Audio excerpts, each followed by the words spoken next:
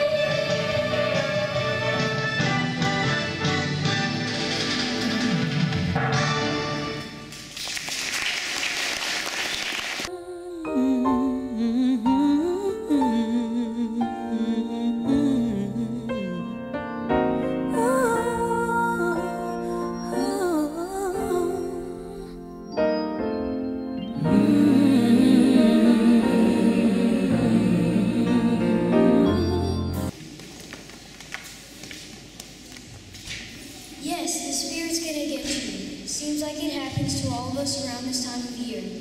Why, it even happened to Ebenezer Scrooge and Trip the Kid. But I suppose that's getting ahead of our story. Let's begin by dropping in on Mr. Scrooge at his office, a friendly neighborhood money-lending institution called Scrooge and Marley Limited. It was late in the afternoon on one very special Christmas Eve.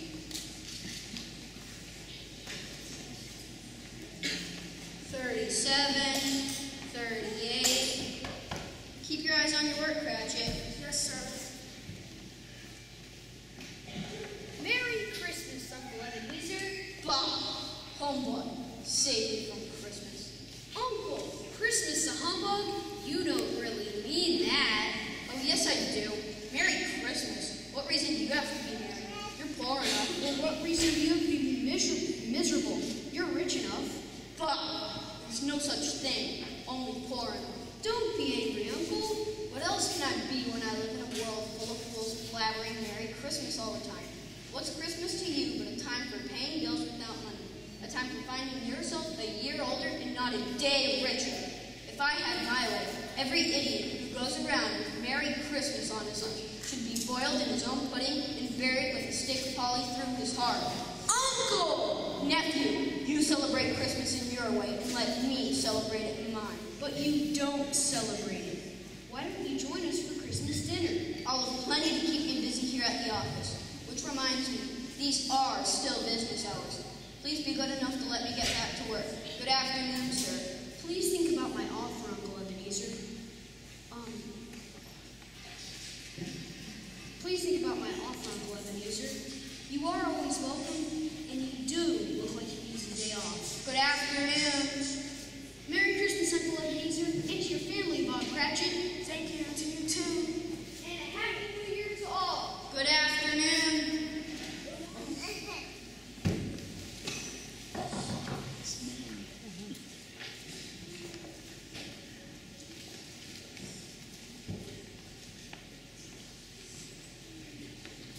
Scrooge and Marley's, I believe. Good afternoon, sir. Do we have the pleasure of meeting Mr. Scrooge and Mr. Marley? Mr. Marley's been dead for 7 years. In fact, he died 7 years ago this very night. No doubt his generosity is well represented by his surviving partner.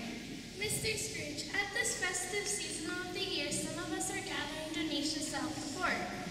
What can we put you down for, sir? Nothing, ma'am. You like to remain anonymous? I'd like to be left alone.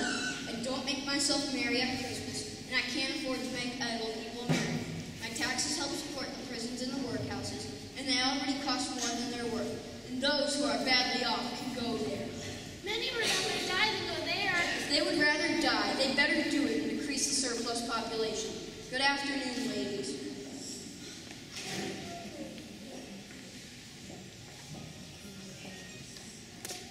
And I suppose you'll want all day off tomorrow, Cratchit. If it's convenient, sir.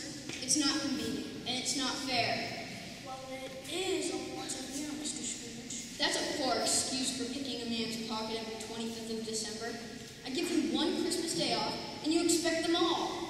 But I suppose I must just be here early the next morning.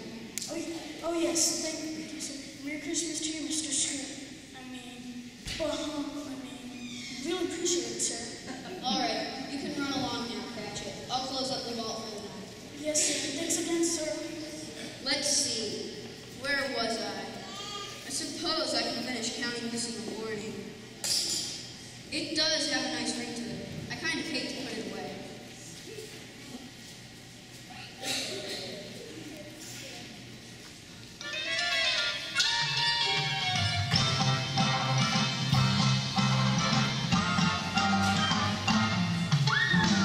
What makes me love my money?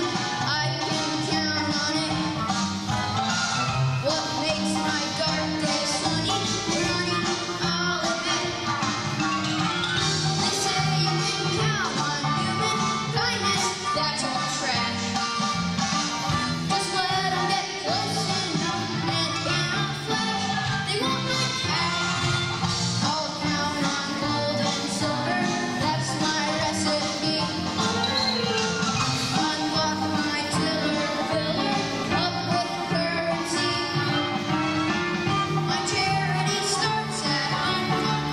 I own benefit, so I'll take money 'cause I can count on it.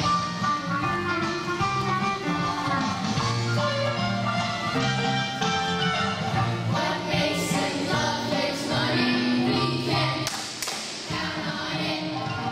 What makes his dark days sunny? The king's eyes out of it. You never have down on Scrooge's kindness when you're low. 'Cause even at Christmas it's the status quo. He keeps his dough. Old Scrooge himself is his own favorite charity. He keeps a tight lid on his popularity. There's a miser contest. Keep it in. You take money. I'll take money. I'll take money. You can count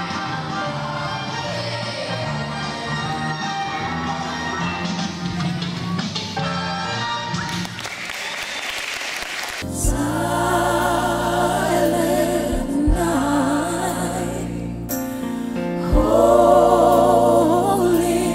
night, all is calm, all is bright, round your It seemed particularly cold and gloomy as Scrooge arrived home that night. It was an eerie night when, well, anything could happen. And the first sign that something was wrong was an unmistakable sound of chains dragging through his house.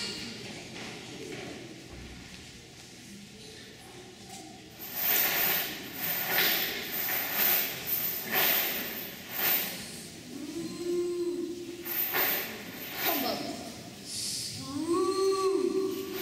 It's still humbug. I won't believe it. Ebenezer, what do you want from me? Much. Who are you then? Ask me who I was. You're very particular. For a ghost. All right, who were you? In life, I was your partner, Jacob Marley. You don't believe in me, do you? Not really. But why do you doubt what you can see? Well, I've had a slight stomach disorder, and it's probably affected my vision. You must be a bad dream brought on by an undigested bit of beef or an old potato. Yes, that's it. There's more gravy than gravy about you, Jacob Marley. All right, I believe in you. Why do you come here? And why do you drag that huge chain around with you? I wear the chain I forged in life. I made it link by link and yard by yard on it. And now I will wear it forever, as you will wear yours, Ebenezer. Mine? Why, yours was this long 7 Christmases ago. And you've been working on it ever since. You've got to help me out, Jacob. You were always a good man in business. Business! Mankind was my business, and how seldom I paid attention to it. Now listen carefully, for my time here is nearly gone. I'm here to warn you that you may still have a chance to escape my fate. You were always a good friend, Jacob. Thank you. You will be haunted by 3 spirits. Is that the chance you mentioned? It is. I think I'd rather not. Expect the first when the bell tolls 1. You see, Jacob, couldn't I just take them all at once and get it over with? Expect the second at 2 o'clock and the third at 3. Now I must go now, and for your own good, remember what I have said. Farewell. Jacob, wait! Jacob! 3 spirits? Humbug.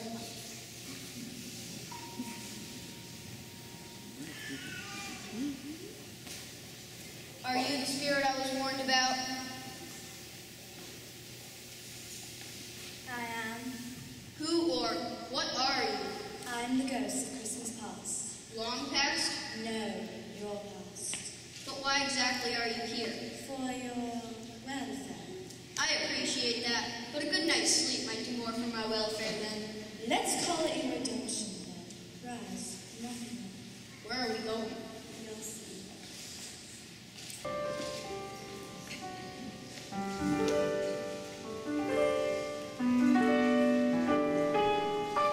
Help us remember a night one December. It all seems so long ago. Let's capture the feeling of a scene so appealing that it sets our memories aglow.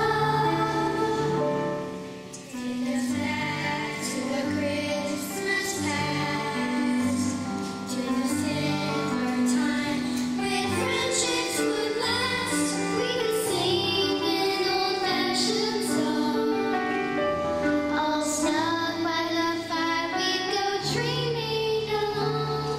Take us back to a Christmas true, when a merry love seemed shiny and new.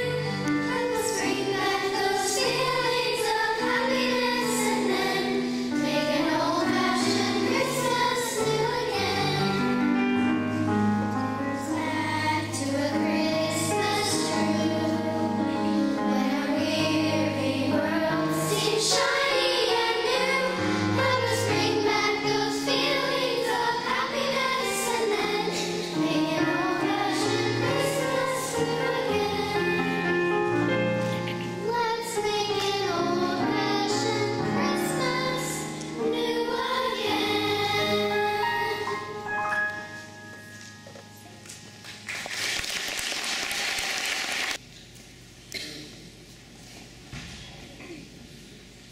The ghost took Scrooge to see many shadows of things that have been, and each scene brought back 1,000 hopes, joys, and cares long, long forgotten.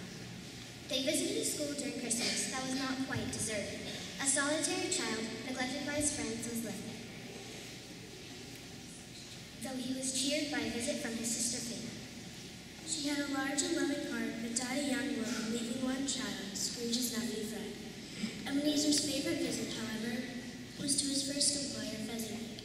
Here was a man who made the people around him cheerful and fulfilled, not with money, but with words and actions so slight and insignificant they seemed to go unnoticed. And every Christmas Eve he would close his shop up early and throw the happiest Christmas parties you've ever seen.